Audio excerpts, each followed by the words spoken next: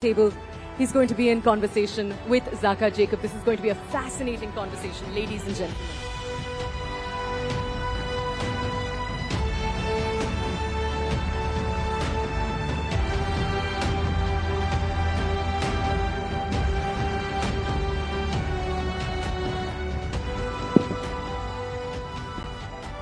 Dr. Jaishankar, thank you very much for joining us at the Rising Bharat Summit. You've come here every time we've had a Rising Bharat Summit, so this is your third edition here. But I want to start off with something significant which some of our audiences may also be interested in knowing. It is the number 2,140. Does that hold any special significance for you? I shall enlighten our audience and maybe even enlighten you. That's the number of days that...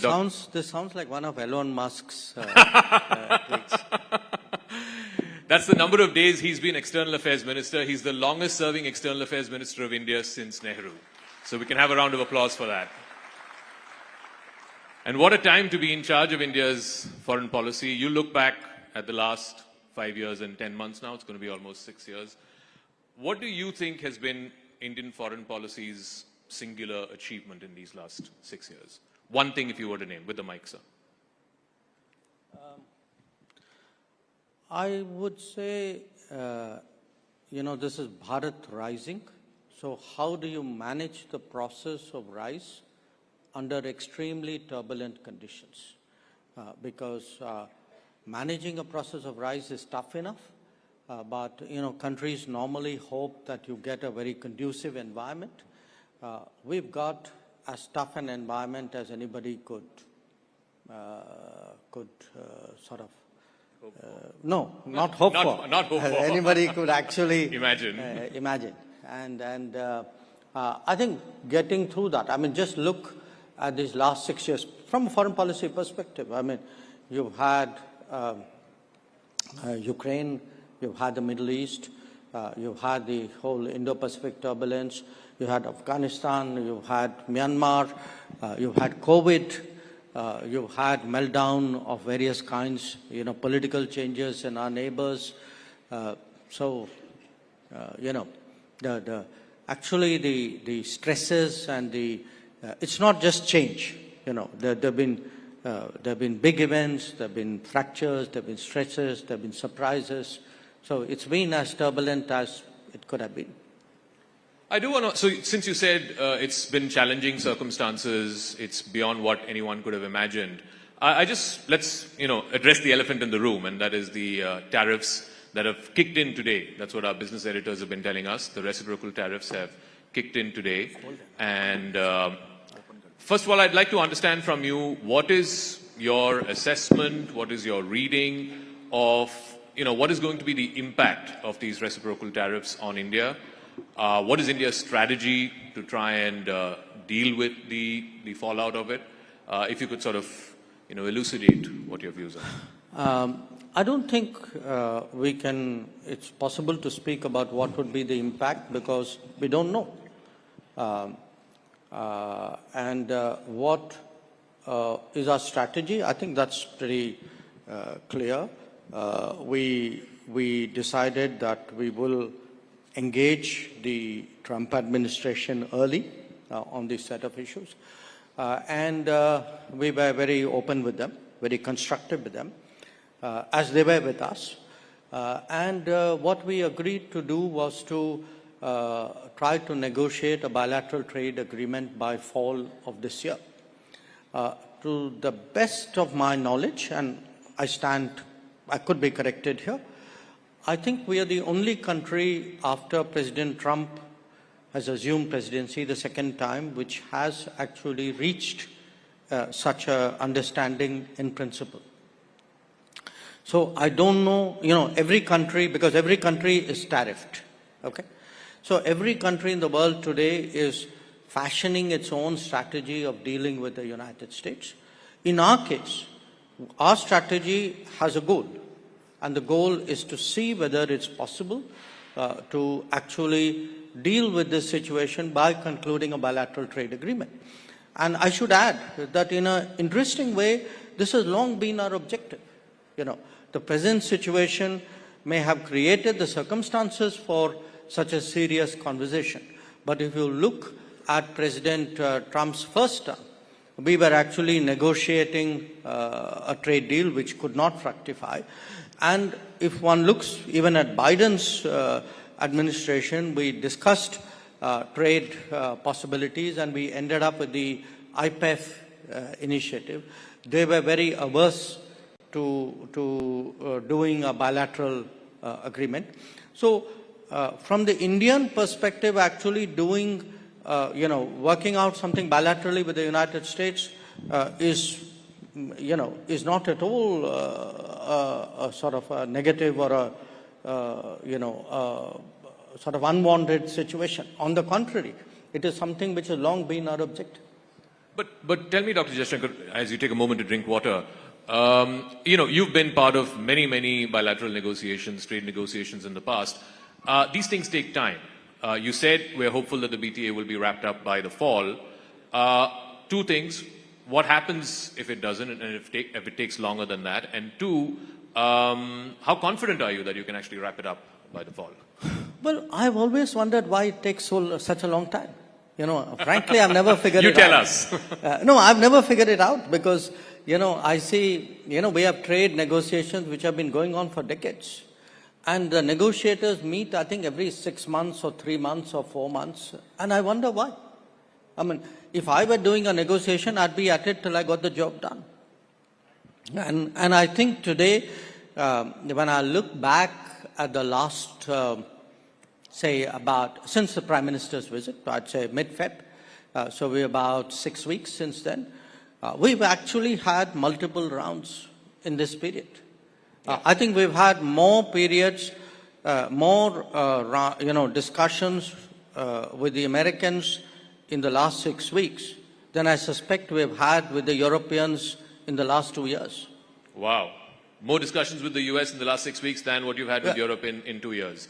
But you're also sort of accelerating the FTA talks with EU, with UK and so on.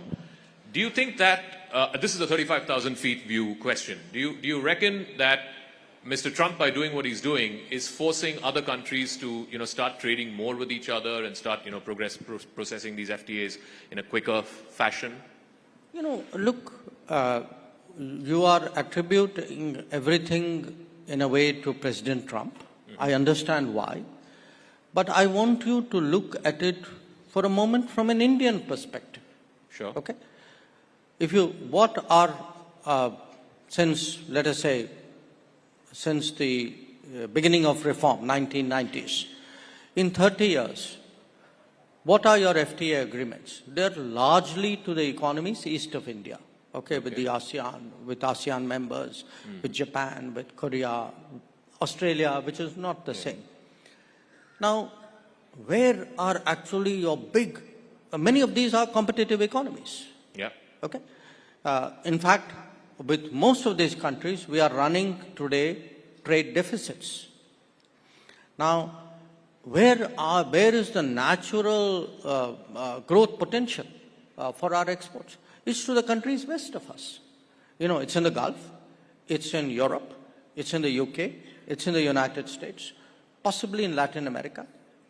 And actually, those are the agreements which have lagged behind. So it's been our endeavor, I can tell you. I mean, from 2014, for example, we've been pressing the Europeans saying, look, can we re-engage, because we had stopped engaging. Then after Brexit, we responded very quickly to the UK's interest in reaching an agreement. We see an opportunity, in the current situation vis-a-vis the United States. These are, to me, really the priorities which we should be doing. We should be doing it in our own interest, not because some other president of another country says he's created a situation. I want to talk a little bit about Europe, because you had sort of become a bit of a lightning rod for them about talking about oil imports from Russia, saying how can you import from a country that's gone into war and invaded and so on. And you've laid out very articulately for India and for the rest of the world what India's position is. Now the same Europeans are scampering for an FTA with India. Do you see a double standard there? Or No. I think you're being unfair to Europe. Yes, you're being unfair to Europe. I think the Europeans were serious about an FTA earlier. It's just we haven't seen that kind of urgency. Maybe their way of working is different. So I can't expect everybody to be the same. So they take, typically they have taken much longer periods between interacting with each other. My point is that, look, Europe today, I think, realizes the importance of deeper ties with India and the relevance of the FTA for that purpose. We had in the end of February 21 European commissioners led by President von der Leyen visiting India. Very unique happening, not just for India, even for them. They don't normally do that. I think there's a very serious message coming out of Europe saying we want to move forward on this. We welcome it, we reciprocate it, and I'm pretty confident that just as we are seeing a very intense engagement with the United States, and by the way with the UK as well, I expect the pace to pick up with Europe. We have an aspirational goal. We'd like to close out the FTA this year, but when we get there, we'll see. I want to talk about the neighborhood. Last time you were here at the summit, the big concern, the big talking point was the relationship with China, and you had said that the relationship is not normal, and we need to deal with the situation at the border for the relationship to become normal. Now there's been a disengagement process. The Prime Minister has met with the Chinese President. You've met with your counterpart, I think, on a couple of occasions since then. How would you describe the state of the relationship with China? How far away from normal is it? Well, it's obviously better than the last time I was here. Sure. I think the disengagement, particularly the Depsang-Demchok, was important. We are now addressing, to some extent, issues on the border because there's been a force build-up over a period of years. But there were many other things which also happened during this period. Some of it was a collateral of the situation. Some of it was actually a carryover from the COVID era. For example, our flights, direct flights, stopped during COVID. They were not resumed. The Kailash Mansarovar Yatra stopped during COVID. It did not again resume. So I think there is work to be done. We are at it. We are, sort of trying to see whether a lot of this post-COVID and parallel to the border tension, the combination of these issues, how much we can progress on this. We are looking at it because at the end of the day, we have always maintained that the situation which we saw between 2020 and 2024 was not in the interest of either country. It was not in the interest of our relationship. And I think there is a recognition of that now. So it's on the road to being normal again? Well, I think we are moving in a positive direction. The problem with your profession is you want instantaneous transformation. The challenge of my profession is it's a very arduous and painstaking one. I'm glad that we are sticking to each other's respective professions. But, because there's so much talk around trade and because President Trump has made that the point of conversation, you referred to, we have trade imbalances with a lot of countries to the east, right? Is this, you reckon, an opportunity, again, academically speaking, an opportunity for India to look at some of those trade relationships and say that, these imbalances cannot sustain? Just like America is saying that, an imbalanced trade relationship is not working for them. Well, we've had concerns. We have articulated those concerns. This is not my direct remit, but I have a visibility into it, and we work as a team within the government. I think one of the issues for us, for example, has been the review of the ASEAN-India Trade in Goods Agreement, ITIGA, which we believe has been unnecessarily prolonged. I think it's important for all countries today to realize that the nature of the global discourse on trade is changing. There are new parameters, there are new metrics of judgment. I think countries will do what they need to do to protect their businesses, to protect their labor, to protect their societies. We cannot be an exception to it. So I think we have concerns with many of the countries east of us, countries with whom we have FTA arrangements, and also countries with whom we don't. Prime Minister was recently at the BIMSTEC summit. You were there with him. It's the first time that he met with the new interim leader of Bangladesh, Professor Yunus. There's been a lot of concerns here in India about some of the statements that have been made by the leadership there, some of the goings-on the ground, whether it's attacks on minorities, so on and so forth. From within whatever you can divulge in the public domain, what did the Prime Minister tell Professor Yunus, particularly on this comment about India's northeast being landlocked and, Bangladesh being the gateway to the ocean, and also on the attacks on minorities, on both those issues? No, look, I think the main messages from our side, which came out at the meeting, one, that our relationship with Bangladesh, for historical reasons, is a very unique relationship. It's a very fundamentally a people-to-people connect. Much more so, perhaps, than any other relationship than I can think of. And that's something we need to recognize. So, it's not necessarily one of the garment of the day. Secondly, we have concerns. We have concerns about the rhetoric which is coming out of people in Bangladesh. We have concerns about radicalizing tendencies we see. We have concerns about the attacks on minorities.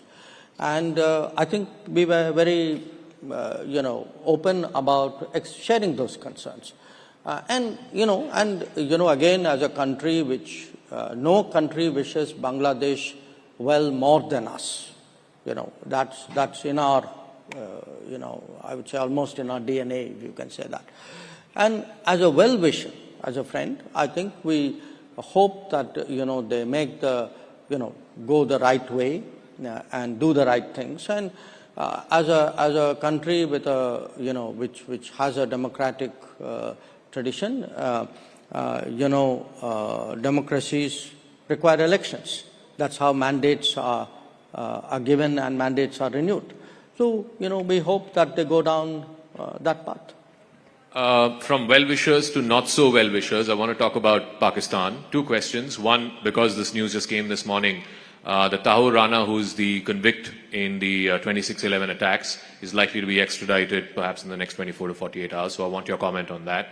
And second, this whole thing, Balochistan seems to be in a bit of a flux, and Pakistan has resorted to its old, copybook that, India is doing this, so on and so forth. So on both those issues, I would like your there's nothing really new that I can say on the Tahir Rana issue. I mean, obviously, we welcome the decision of the American legal process. On the Balochistan issue, look, I don't want to say anything. I mean, there is clearly a very disturbed situation there. People are suffering there. And if I say something, there'll be finger pointing. So I don't want to say it. But just on the principle that, every time India says there is terrorism emanating from Pakistan targeting India, you're met with a stone wall. Look, Zaka, I don't have to say it. It's visible. Even they say it. But it's not like I'm making an accusation and everybody in Pakistan is there saying, no, this is completely untrue. You have people in Pakistan who openly declare that they are doing terrorist activities in India. So this is not an argument. I mean, this is not a hypothesis. This is something they proudly claim. So I think, we've always maintained, not just us, I mean, all sensible people have maintained that if you start a terrorism industry, you will be consumed by it. And that is exactly what we are seeing today in Pakistan. So at a time when, there's an acceleration for regional partnerships and so on, you don't see any future for SAARC, given if Pakistan does not change its tack and does not use or employ terror as an instrument of state policy? Well, let me pose that question to you. I mean, would you be okay if we were nice to each other in the morning and I come and attack your house at night? Certainly not. I mean, would you live with it? Certainly not. Then why would you even ask me that question? No, just in the context of SARC. Let me also come to last few questions. The relationship with Canada. We've had a pretty, certain issues that plague the relationship in the last couple of years. There's going to be an election there soon in the next few weeks. Are you considering reinstating the Indian High Commissioner in Ottawa? Is there anything moving in that direction post the election? Look, again, I'm very cautious in anything I would say publicly about Canada. They're heading for elections. I don't want a remark become an issue out there in their politics. For us, the direction in which ties have gone is something which, again, we believe has not served the interests of Canada.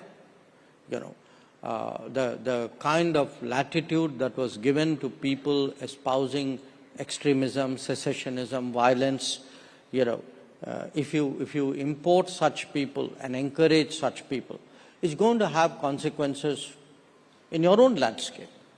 And, what we were saying, in a way, the cautions we were uttering inside the room, unfortunately, played out outside the room as well. So we would like certainly to see, after all, it's a big country, Commonwealth country with whom we've had, generally good relations. Yes, things, again, for almost exactly the same reasons had happened in the 80s. So to the extent that, we see them recognizing the problem and, not giving that kind of political space to such forces, if we would then naturally take that into account. I mean, I have no gain by having bad relations with Canada. I would like them, actually, I would like both sides to mend the relationship. But I would also like people to recognize that there's a real problem out there. And the problem is, the kind of space given to these forces. One final question. We're anticipating President Putin of Russia to visit India at some point this year. In this new emerging global order where, President Trump wants to end the war, he's talking directly to both Russia and Ukraine, how does India figure in this emerging matrix? Because India is one of the few countries, yesterday the Prime Minister was here, India is one of the few countries that can speak to both Russia and Ukraine and has good relations with both. We've had a very, I would say, both a sensible position and a helpful position. Sensible in terms of very early on, we took the view publicly that this conflict cannot be resolved on the battlefield, that it was necessary for a return to dialogue and diplomacy, that it was important for the parties concerned to talk to each other, because that was not happening. And there was actually a view at that time that everybody else will gather together and somehow produce a solution, and the other party, in this case Russia, would be confronted with that as a choice. Now, much of what we held in 2022, 23, 24 has actually come to pass. And there's no vindication in it. I mean, in fact, if anything, there is regret that, so many lives have been lost, so much time has gone, so much damage has been done, not only to the countries, but to the global society and to the international economy. But, okay, now there is a greater understanding that we need, appreciation that we need to they need to engage each other. So, to the extent we can motivate that, foster that, encourage that, we would do that. And again, I maintain that we've always, what we said in Moscow was not different than what we said in Kiev and what we said in third places. And we've tried to have conversations here, take those there with the approval of each party. And so that's one part of what we've tried to do. The other is, there have been different dimensions of this conflict which have popped up from time to time. Different countries have weighed in, and I think it's such a really serious issue. It's natural. It's not a single or a small number of countries. We approve of all of that. I think anything which any country can do or any group of countries can do to help, we welcome that. We've tried to do a few things ourselves. We weighed in with other people. It could be some of the nuclear-related issues, or it could be grain corridor, or whatever it is.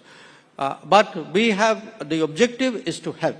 The objective is not to put yourself ahead. I mean, we're not, actively searching for a role. But if, either of the parties or any other country comes and says, look, can you help out on this? We'd be open to doing it. All right, and I'll wrap up. I know you like cricket a lot. So these 2,140 days as the longest serving foreign minister post-Nehru, you look at it as a test match, as a T20, as a one-dayer, or this is your career with an asterisk, not out. S. Jaishankar batting at 2-1-4-0, not out. No, I think on this one, look, it's been, again, it's been a very interesting heading to 6 years as foreign minister, but I treat it to some degree as a continuum of what I was doing earlier. In a way, I think the next few years will be extraordinarily challenging. It'll be challenging for the world. It'll be challenging for us as a country, precisely because we have to keep rising through all this clutter, through all these tensions. And to be associated with that process, to be given responsibility of that process, I think is a great honor, it's a great responsibility, and I'm very, very, grateful for it. We have the best batsman batting at not out on that. Thank you very much, ladies and gentlemen. Dr. S. Jaishankar, the External Affairs Minister of India.